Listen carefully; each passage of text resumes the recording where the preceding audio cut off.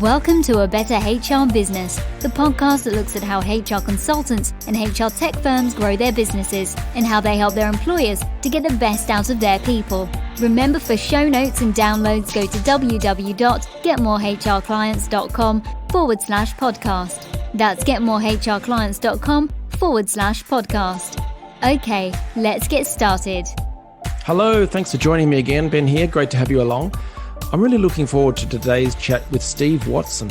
Steve is the founder of the very cool Trendbreakers.com. Steve is a CFO, a licensed CHRO, and a licensed benefits broker. So he's a very busy person. Steve, thank you very much for joining me today. Excited to be on your show today. Yeah, great to have you along. And whereabouts are you based? I am based in Phoenix, Arizona, the sunny, super hot place here. Oh, beautiful. Good to have you along. Do you want to start by giving us a quick background of yourself and what led up to the formation of Trendbreakers? Sure. So my history is a lot in the finance area. I got my MBA, CPA. I'm a numbers geek that way. And I started working for a company as a CFO, and about a year into my tenure, the HR director quit. And so they looked at me and they said, HR, finance, that's about the same thing, right? We'll give that all to you. And I'm like, I don't know in what world you think HR and finance are the same thing, but I'm somebody that if you give me something, I'm going to go all in. So I went and got certified in HR. I started attending all the national SHRM conferences, really took a deep dive in there. And right about that same time, I had my next insurance renewal, or at least the first insurance renewal of wearing both hats. And we got a 30% rate increase. So in my company, benefits is the second largest expense in the company. It's wages, then benefits, and then like everything else. Mm-hmm. And so a 30% rate increase for my finance brain. I mean, I was having to try and figure out how to come up with $200,000 to $300,000 worth of money to pay for these benefits. And now my HR hat's thinking, like screaming about, how am I going to stand up in front of 500 employees and tell them that their benefits are going to get more expensive and become more watered down? It just ticked me off because you know, as a CFO, I can find value in all areas of the business, but nobody ever taught me about benefits, how it works. Are there better options? Are there different things out there? I was just felt, kind of lost and frustrated. And so I took the next few years to figure it out, to learn different things. And I had the wonderful opportunity to be a CFO, an interim CFO for an insurance broker for about 6 months. And that really opened up all my eyes because I got a peek behind the veil, see all the incentives that were in place and everything that was going on. And I really felt that if HR professionals knew all the behind the scenes things that were going on, they'd make better decisions. But there was no place for them to find unbiased opinions. Everything I heard was coming from an insurance broker that was selling me these trailing insurance policies and stuff. Yeah. And so that was the beginning of Trendbreakers. I was like, I want to build think about Yelp reviews or consumer reviews or something like that. Like, what is the employee benefit space where it's a safe space for us to go to learn from, to partner with? And that's, I have a podcast now and different things that I help in HR professionals. But that was the beginning, me just being ticked off, solving my own problem, found a need out there that there wasn't any unbiased stuff there. So I started Trendbreakers. And what is Trendbreakers in the sense of the word? When we're doing renewals, a lot of times the insurance broker will say, well, medical trend is going up 5% this year. Medical trend's going up 10%. Every year. It's like every year it's going up 5 to 10%. And no other place in my business would that just happen, that people just show up and say, oh, well, it's going up 10%. Oh, well, here you go. And so I got so sick of the word trend. I'm just all about breaking that trend and taking it down. Insurance carriers here have so much of our money we pay to them, whether we use the policies or not. So I'm really trying to get that money and bring it back to reinvest it back into our employees and back into the companies. So what exactly is Trendbreakers, or what does it do? So it's a variety of things. Like, one is I'm trying to put out a lot of information there. So I have a podcast called Trendbreakers. So every Monday there's an episode about employee benefits that people can go look up. But I found that people wanted more than just hearing about it. They wanted kind of like the step-by-step process. So I came up with this idea of having an academy where people can come together, get really trained on it. It's almost like a boot camp for employee benefits, or like an MBA for employee benefits, like a training stuff. But beyond that, it's like, you can get the knowledge, but then having somebody like me or having some of your peers go through that renewal process with you. I use the analogy of like going and buying a boat. Like, I've never bought a boat before. I have no idea how to buy a boat. Like, if I show up at the boat sales place, I don't know what questions to ask. I don't know how that process works. I'm not going to get the best price for that boat. But if I get some learning about it, I understand it. And then I bring some friends with me that have bought boats before, know how that process works. I'm going to get much better deal. Like we understand that, like we trust that, right? Well, I'm trying to do the same thing for an employee benefits for people that are going, renewing their next benefits. Like I'm going to be that friend that's going to come with you.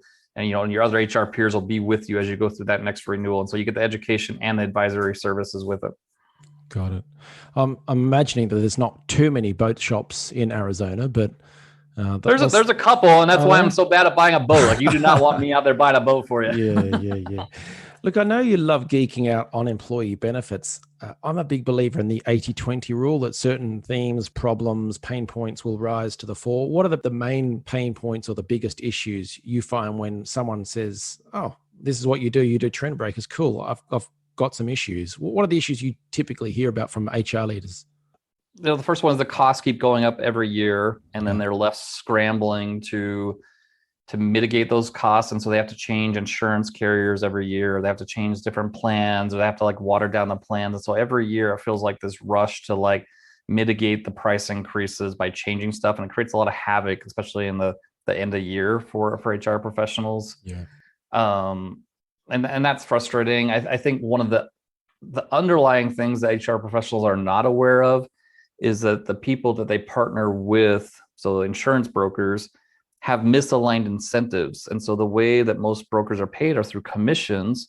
And so they get a commission off the insurance premiums. And so you think about that time when I got the 30% rate increase, that's really bad for me, bad for my company, 30% rate increase. But guess who's getting a 30% raise?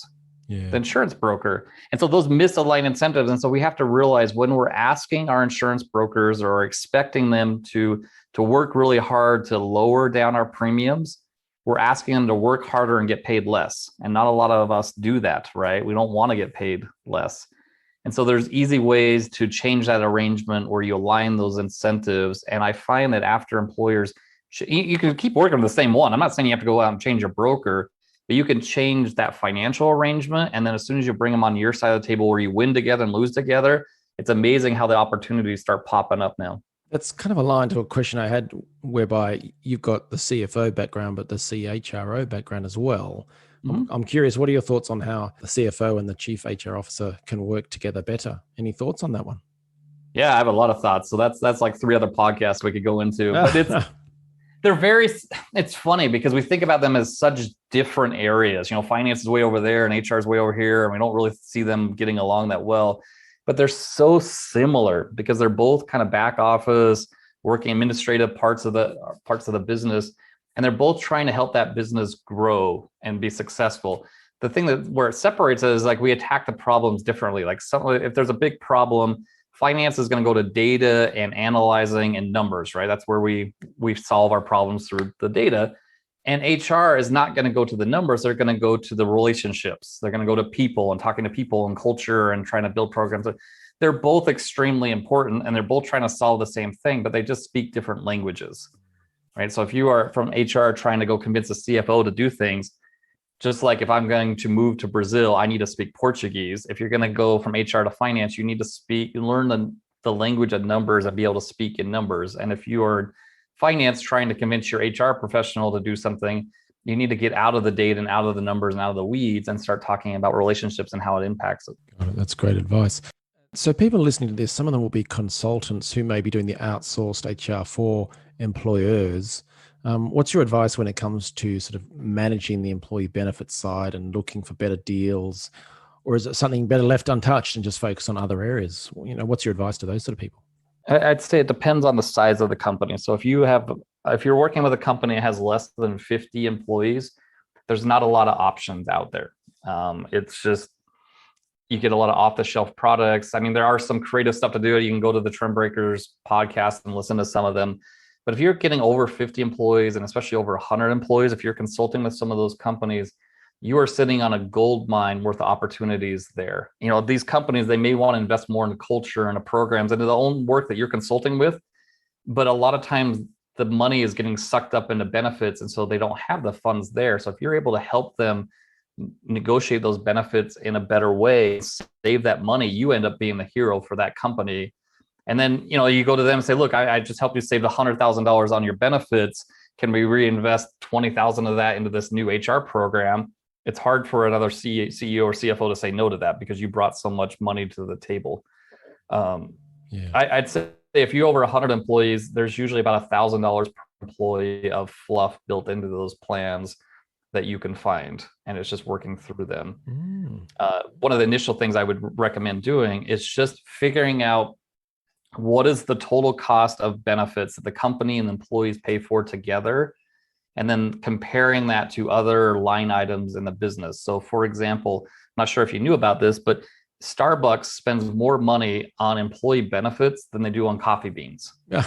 Now, just let that sink in a little bit. Starbucks spends more money on employee benefits than coffee beans. Now think about how many resources Starbucks puts into sourcing coffee beans, planning for coffee beans. They probably have like a whole procurement department just for that piece of negotiating the best prices. Now, I'm not aware, I don't know the insides of Starbucks, but my guess is they're not putting all that same effort into negotiating the rates of employee benefits. No. Right? But they should be.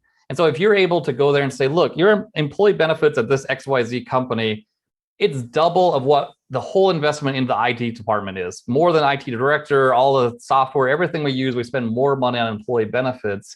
It starts to raise the eyebrows of CEOs and get them, more involved in doing this. And when I talk about lowering the price of these things, I'm never talking about limiting care. Like I want to get everybody the care. I'm not a doctor. I mean, they need to go get more care in most cases than less care. It's just finding the right, the least price or the lowest price for whatever that care is. And I'll give you a quick example. A couple of years ago, my eyes got really red. And so I went to the doctor. They said, well, you have some allergies, go get this prescription. So I ran over to the local Walgreens with my prescription, and the pharmacist looks to me and says, this is going to be like really expensive. I'm like, that's not a good sign. And I'm like, how much is it? And so he said it was $235. And I'm like, $235? I mean, my eyes are red, but not $235 red. So I'm getting ready to go out, but I'm like, oh, I got my insurance card. I'll whip that, buddy. So I pull that out, throw it on the table. And the guy's like, well, it's $231. I'm like, really? Big insurance company saved me $4. But then I remembered I had this app on my phone that got all the cash prices. It's called GoodRx. Highly recommend it for people to use GoodRx. And it said, if I use GoodRx instead of the insurance card, it was $75 for that same prescription at that pharmacist. And if I drove 3 miles to a local grocery store, it was $20.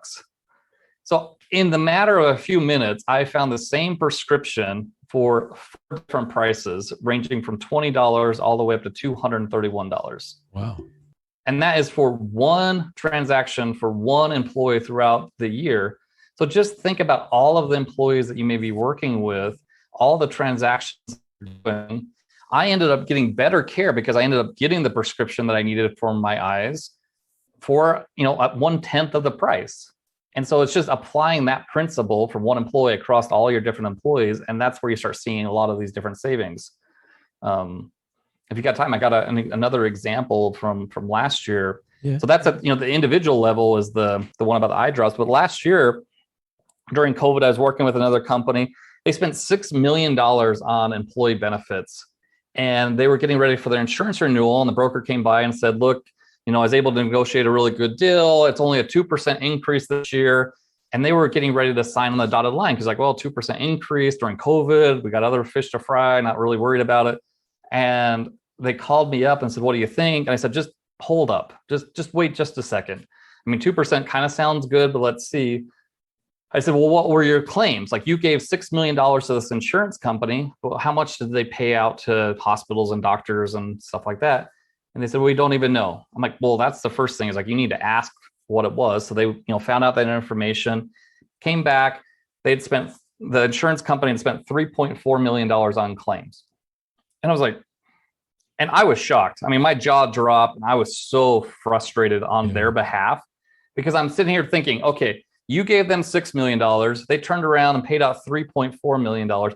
They got to keep $2.6 million worth of year money, and some of it's admin and profit and blah, blah, blah. but they kept $2.6 million of your money, and they had the audacity to give you a 2% increase. I'm like, screw them, And so they, now they feel empowered, right? I mean, this is kind of you talking about like buying a and kind of knowing when you're empowered and asking the right questions, because now they came back and gave that information back to the broker and the carrier. Well, guess what? They just got a $400,000 savings right after that when they came back with the next quote saying, no, we really want to keep your business. We'll lower it down, So then they took that money and reinvested it back into 401k. They upped their 401k benefits. They lowered the payroll deductions for all their employees. Those HR directors ended up being the hero that open enrollment, and they didn't have to change anything. Stayed with the same carrier, same PPO plan, same everything, but just being empowered and having the right data and knowing the right questions changed that whole scenario. Wow. Well, you clearly know your stuff. Yeah, I tend to geek out on this kind of stuff. No, I like that. And I love the fact that you've chosen a particular area to focus on. I'm curious, with all this knowledge, practical experience, the wins you've had along the way, how do you either deliver or package up your knowledge and experience and offer that as paid services? So I believe you have consulting and coaching. How do you structure what you offer? Yeah, the services I'm rolling out right now. So the first one is the Academy. So starting August 15th through October 15th, I have this Employee Benefits Academy to really teach and empower HR directors on how to do this process, as well as work with them through their next renewal. So it really works for companies that have more than 100 employees, or consultants are working with companies with more than 100 employees. And my savings, like if you don't save more than $10,000, which is double the price of what the course is, it's all free. Like I'm not adding to the cost to anybody. Like I want to invest in you. I want to lower things. I guarantee it. And if I can't do it, it's all free. So I do that for the Academy. And that's to empower them to work on their renewals. I work with them. If they want me to do it for them, I have companies that hire me to, go out and, help them find brokers to actually do the renewal process for them, to, work with them. So that's kind of on a case by case basis that they can work with me. And then the thing I'm hoping to roll out next year is I'm going to be recording a lot of this content and putting that out. I actually have a book coming out here at the end of the year to talk about kind of all this process. So a lot of cool things coming out, but the Academy is definitely the big one coming up in August. Yeah, you've got it all going on there. Thank goodness for COVID, because I can imagine you attending lots of barbecues and talking about nothing but benefits. Yeah, they can't get me to shut up. So I ended up starting a podcast so I could just, talk on my podcast. And even that podcast is all about, I invite people on there to tell their stories, but I learned a ton of stuff just for me, and then be able to share that with everybody has been a really good medium. I love the podcast medium. Yeah, no, it is. It's great. Definitely. I'm curious, I'm a marketing guy. I'm from an HR background, but a marketing person. What has worked well for you in terms of attracting new clients? And then also, how would you plan to bring in members for your new academy? I'd say the two things that have been really good for me is podcasting is an amazing prospecting marketing tool that I don't think enough people tap into. So I actually have 3 podcasts that I host right now. One's Trendbreakers, another one's called My HR Journey, that dives into the stories of HR professionals, and My CFO Journey for their journeys. And so the ability to have people on your show to learn about their stories and get connected with them. And we don't talk anything about benefits and stuff like that, but I just get to know them and connect with them on a personal level. And then when you go and you make an offer to them that you can help them out in a specific area, those conversations are so much better. So that's the first thing. And then the second thing is I love LinkedIn. I'm on LinkedIn all the time. The ability to, it's funny because the power in commenting on other people's posts. Like if you want to be on my podcast or you're trying to get connected with me, if you comment on my posts and engage there, so much more engaging than spamming me with like a direct message or other things. Like just comment on those posts, and just even ask. To after you comment a couple times is very powerful. So those are the two main things. That's a vastly underrated approach to take on LinkedIn, isn't it? The commenting on other people's things. So many people fret about what shall I say, when do I say it, what am I going to do on LinkedIn for my own content. But yeah, just get out there and connect with people. And I'd almost say that I would say the commenting is like 10 to 20 times more powerful than actually your own content.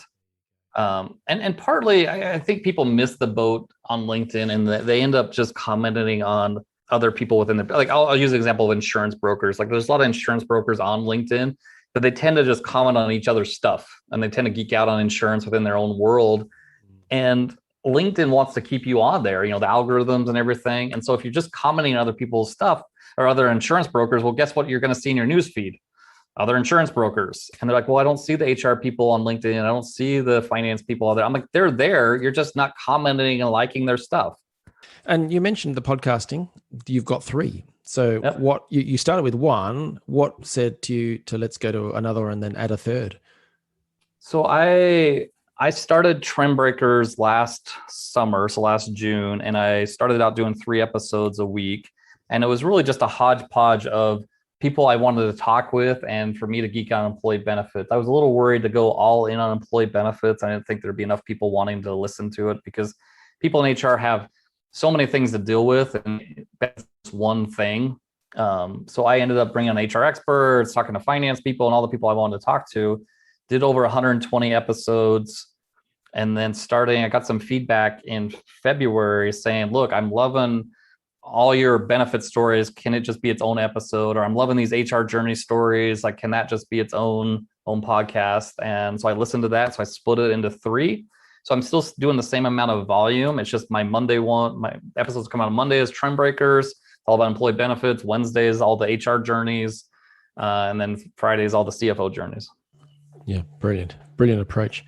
And one small thing I noticed on your website when I was looking at it recently is something I would preach a lot is that work out your positioning and who your ideal clients are and all that sort of stuff.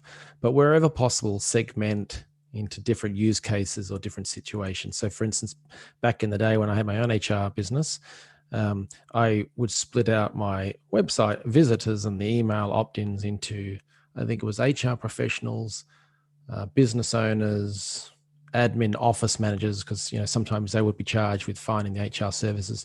And then I had a 4th category, which is student or other. And that was in there simply to sort of filter out students who are just looking for free HR stuff. But it was all about segmentation. Yeah. And over the recent years, I would have sent about 3 million emails or more for different clients and so on. And I've done emojis in headlines, and I've done pretty pictures. I've done long emails, short emails, all of that sort of stuff. But time after time, and the thing that works the best is segmentation.